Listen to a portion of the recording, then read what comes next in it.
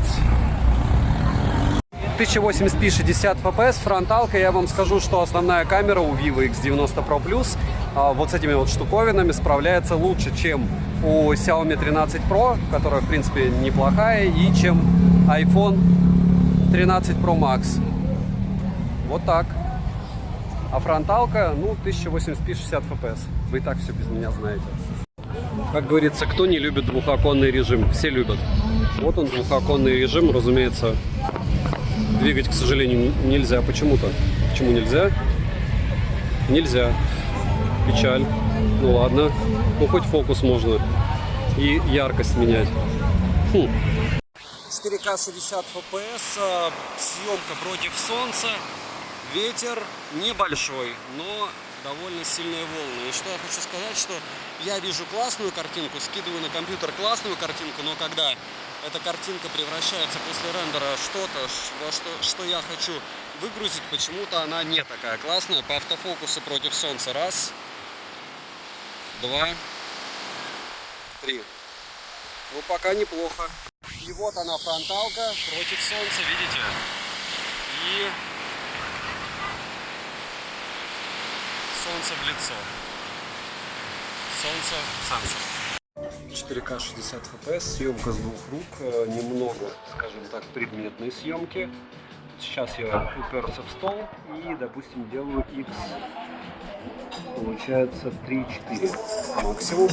На ультраширик, разумеется, нельзя переключиться. Ничего так сильного. И автофокус.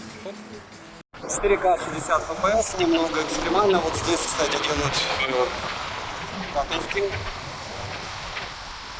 И нет, не получилось супер скорости поснимать. Ну, в принципе, вы примерно видите, как в движении с одной руки будет снимать камера. Опять же, вот там ускорение. Лучше так не делать, смарт может вылететь из руки. Мне нравится съемка, хотя вибрации есть, разумеется. И немного фронталки на Vivo X90 Pro Plus. Немного солнца. Вот так она будет снимать. Ветер, разумеется, задувает. Вот сейчас ради интереса 1080p 30 FPS. Сейчас буду переключаться в той же локации. Стоим. Вот это 1080p уже 60 FPS. Та же локация. Стоим. И это уже счастливые 4К 60 FPS, та же локация. Вот такая разница у вас будет по съемке. Все, кто меня спрашивают, а в чем разница? Вот она. 4К 60 FPS, торговый центр, и это Vivo X90 Pro Plus. Правда, колбасит его вот по ощущениям очень сильно, но с другой стороны, это ощущение, а как это будет на экране, это вопрос. Опять же, когда сравнивал с 13 Pro на компьютере, на мониторе, Vivo рвал просто по полной программе Xiaomi, а после рендера ощущение такое было, что Xiaomi в каких-то моментах даже лучше. Немного фронталки в месте, где очень громко поют. Слышите, да? Хорошо снимает. Но не 4К. Это было, если что, 1080p 30 FPS. А вот теперь 1080p 60 FPS и можете сравнить для себя. Лучше, хуже. Насколько лучше плавность X. X2 максимум на фронталку. Ультраширик 4К 60 FPS. И на 0.9 можно выводить с ультраширика. Но переходить на основную камеру нельзя. Как, допустим, у Samsung. Ультраширик 1080p 60 FPS тоже на основную камеру уходить нельзя. Основная камера 1080p 30 FPS. И можно уходить с основной камеры на ультраширик и на телевик. Максимум X и 10. Основная камера 4К 60 FPS, и это закат. Опа. От ветра не понравился и что-то. Фокус изменился. 3-4 максимум. И на ультраширик, повторяюсь, нельзя перейти. Вот так, если стараться плавно вести, вы сможете снимать пляж. Те, кто был в Азии, понимают, что сейчас прямо кровавый закат, и если вы даже видите и вам кажется, что слишком много алого свечения, его здесь еще больше, оно здесь еще ярче, чем вы видите.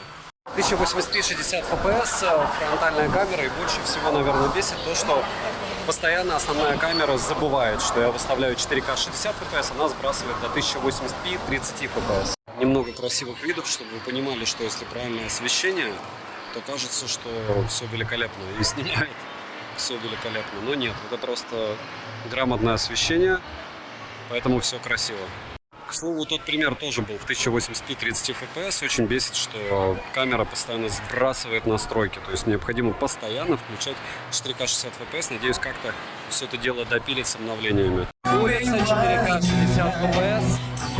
И вот так все будет сниматься. Локин-стрит 1,5 часа до Нового года. Вот так будет все это выглядеть на Vivo X90 Pro Plus. Может быть. Нет, с неоном все равно ничего не справится. И немного глупой. 4К 60 FPS, ночь, и вот так примерно ваш смартфон будет снимать ночные виды где-нибудь в теплых краях, если вы решите. Ну, с другой стороны, Vivo как раз для теплых краев. Не смотрим на то, что осталось после празднования Нового года.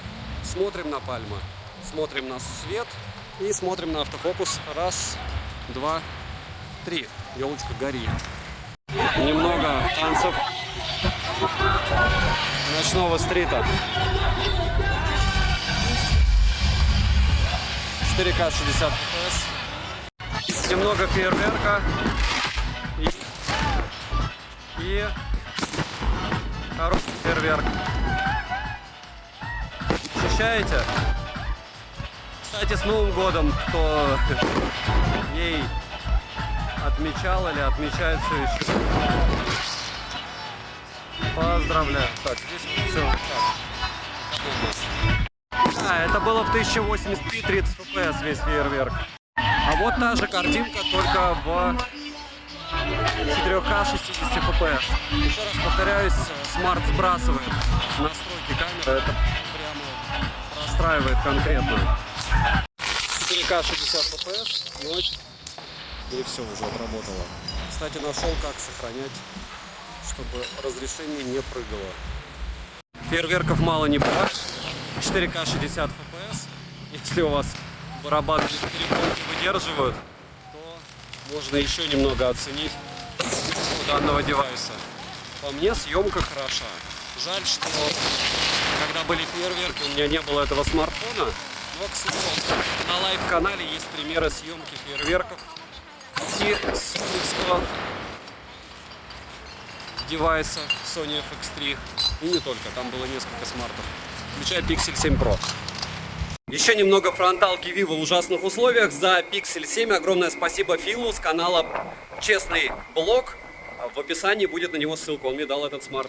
Минусы на данный момент это, разумеется, сырая прошивка, так как советую слегка придержать коней с покупкой данной модели и посмотреть уже обзоры где-нибудь через месяц, не раньше. Не быстрая зарядка на 80 Вт и минимальное отличие, что в дизайне, что в качестве всего и вся от прошлых моделей, ну, исключая, разумеется, процессора и внутренней памяти. Но, снова, если у вас смарты для того, чтобы снимать видео и использовать для серфинга в интернете и просмотра видео, зачем? Цену можете посмотреть по ссылке в описании к видео, если промокоды смотрите в моем телеграм-канале, также по ссылке в прикрепленном комментарии. Напишите, с чем бы вы хотели еще увидеть сравнение, они не будут лоб в лоб, они, скорее всего, будут у меня на прожарке, то есть у меня будет стрим, на котором я буду рассказывать свое мнение по поводу всех нюансов, потому что можно сказать, что вот, у Xiaomi лучший тротлинг-тест проходит, а можно сказать, что вот, у Vivo то же самое, в течение часа совершенно свободно можно стримить на Твиче, играть в Apex, и никаких фризов нет, как и у Xiaomi, никаких перегревов, и телефон ведет себя максимально адекватно в самых тяжелых задачах. Еще раз повторяюсь, что я считаю, что Vivo люто оверпрайснутая на территории Российской Федерации, это точно. То есть ценник, который они загибают, это просто беспредел. С одной стороны. С другой стороны, это очень популярный бренд в Азии. Его здесь считают премиум, и многие очень из стран Азии не знают Xiaomi, но знают Vivo, ну и, разумеется, Яблоко. У этого смарта просто нереальная скорость разблокировки по лицу и пальцу, быстрее, чем у айфона. Ну и, разумеется, быстрее, чем у Xiaomi-тов. Это учитывая, что сейчас все в стоке. По мне, это лучшая анимация не только у андроидов, но и лучшая анимация даже среди Android-iPhone. Быстрая и красивая. Ну и те, кто, в принципе, берет Vivo, понимают, что перепродать его будет довольно сложно. То есть, если вы его себе покупать собираетесь, покупайте его себе, но не для перепродажи. А так, решать всегда вам. Повторяю, что с 13 Pro вы можете увидеть уже сравнение видео на канале.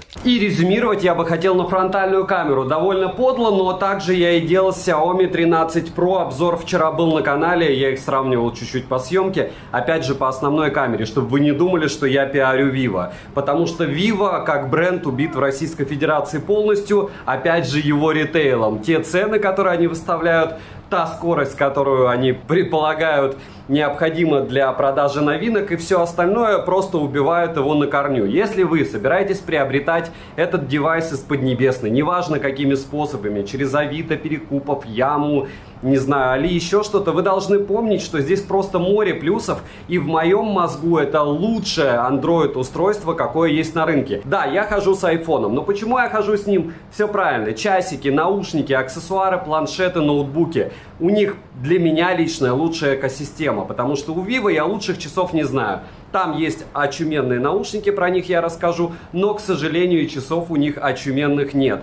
Если говорить о популярности, еще раз повторяюсь, в Азии Vivo это просто супер-мега-топ. По поводу информации, вы везде можете прочитать информацию, что Vivo может снимать в 4К 60 FPS или 30 FPS. 30 FPS на фронталку, оно может снимать только в 1080p 60 FPS. Сейчас вы видите съемку и думаете, как плохо. Так плохо будет на что угодно, даже если у вас будет фотоаппарат или камера за 500 000, потому что я специально встал так, чтобы камера снимать могла только плохо. И в каком-то смысле это хорошо, потому что меня-то вы видите, и вы слышите, что я говорю. Из обалденных плюшек, помимо процессора, который будет у всех, помимо внутренней памяти, которая будет у всех, здесь просто нереальная камера основная. То есть 4К 60 FPS снимаются вау. И она будет лучше. По моему опыту, все смартфоны Vivo, за которые я не топлю, потому что вы их очень тяжело сможете перепродавать, если решите, и они вам не понравятся. Они обалденно снимают и снимают только лучше с каждой неделей, с каждым месяцем, с каждым обновлением. Телесуфлера я нигде такого удобного не встречал. Это когда вы можете, допустим, я бы захотел себе текст сейчас набить для того, чтобы разговаривать. И параллельно я смотрю и читаю. Очень удобная штука. Если брать какие-то плюшки из разряда X100, это первый X100 по фото, который я могу сказать, что со штатива он полезен. То есть реально видно что-то, что я не вижу невооруженным взглядом. Очень крутая штука. Защита от влаги круто. Напоминаю, в соли, разумеется, топить нельзя. Играть в него классно. То же самое. Одновременно с Твичом можно в Апексе играть и показывать всем, какой вы молодец. Если говорить про утопление еще что-то, обязательно на лайв-канале будет выгрузка и примера игры в Twitch с одновременным стримингом. Возможно, уже есть. И на лайве я, разумеется, потоплю в течение там какого-то времени и покажу, как все это дело либо в море, либо в бассейне отрабатывает. Не забудьте подписаться на телеграм-канал мой личный, где я скидываю тесты, и вы мне советуете, что необходимо. Что мне не хватает в этом смартфоне, по большому счету, с которого вы смотрите картиночку, выход, это мини-джека. То есть, не знаю, я понимаю, что ЦАП внутренний, я понимаю, цвет, блеск, красота через Type-C, но инфракрасник добавили, молодцы, могли бы и мини-джек. Чего еще не хватает? Нового дизайна, однозначно. Чего хватает с головой, это стабильности, но это больше уже заслуга процессора. Что радует конкретно, что ты получаешь один девайс, пусть он даже дешевле 13 Pro, и второй девайс, и ты понимаешь, что здесь экран реализован, пусть на 100 нит, меньше яркость 1800, но здесь нет шима, и это классно. Насчет того, почему я вставляю примеры и не комментирую, посмотрите примеры съемки 13 Pro, когда я делал на него обзор, я туда запихивал Vivo. И как люди по-разному реагируют. То есть многие пишут: Саня, ты подлец, ты топишь за Xiaomi, у Xiaomi лучше сейчас камера была и лучшая съемка. Другие пишут: Саня, а ты видишь, что там кроп? Один человек заметил, что у Xiaomi просто обалдевший кроп относительно Vivo. Один. Представляете? И это из 12 тысяч. Понятно, что кто-то не писал комментарии, но из написавших 400 человек комментарии на момент издания этого ролика, только один это заметил.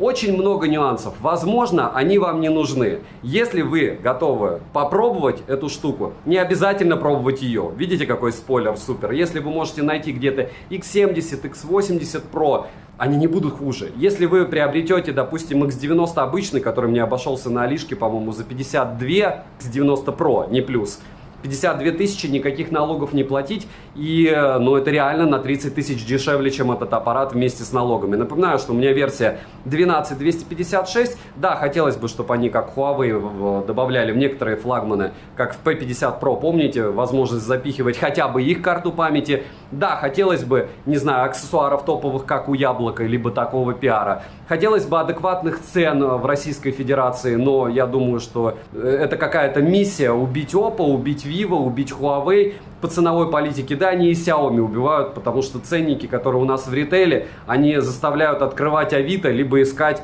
способ, как привезти откуда-то. А к чему это все? Обзор вы посмотрели. Еще раз повторяюсь, я не кривлю душой. Вот один мой основной телефон 13 Pro Max, жду 14 Pro Max и второй Poco F3. Poco F3 нужен чуть-чуть по другим причинам, но мне нужен Android, и вот он у меня есть. У оператора у меня основной телефон это iPhone 13 Pro, При прямых руках вам хватит даже телефона за 20 тысяч. Если вас интересует флагман, премиум и все остальное, это никогда не будет идеальным девайсом. Никогда. На этом и построен маркетинг. Вы должны покупать, вы должны хотеть и вы должны искать. И думать, что это вы в погоне, в охоте что-то нашли, выбрали и по-настоящему победили. По факту это все не так. По факту вас, меня и всех остальных, кто живет в мире потребления, обманывают, и это нормально, и это нам нравится. Во всяком случае, нравится мне.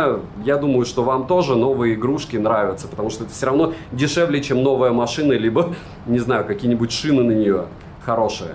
Всем добра, надеюсь, что вам понравился этот подход. Ролики долгие и мучительные, только на супер топовые флагманы, которые мне нравятся. Этот флагман, разумеется, мне понравился. Есть какие-то вопросы, задавайте здесь в комментариях, задавайте в телеге. Постараюсь ответить. Девайсу однозначное да. Добра и удачи вам, дорогие друзья.